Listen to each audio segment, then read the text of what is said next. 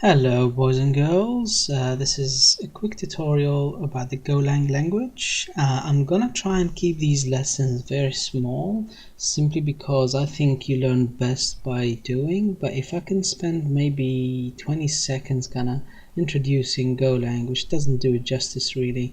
Golang is a brand new compiled language. It gets its philosophy from C and C++. Compiled means that once you write your code, the compiler translates that code into binary, and then your operating system will run that binary for you. There's nothing intermediate in there, right? So it's not like Python or Node.js or Java where you have the Java runtime, running your code and all that kind of stuff.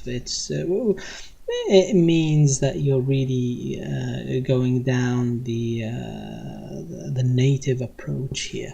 Anyway, without further ado, lesson one is a hello world. So first thing you need to do is package main, and then you go import. I'll explain what all these things mean, okay? And then most importantly, your main function here, okay? And then you go mfd print and then hello world. Okay, that's pretty much it really. So I am using Visual Studio Code. Just grab your terminal from here, integrated terminal. Okay, and then just go run main. Yeah, sorry, got a mistake here.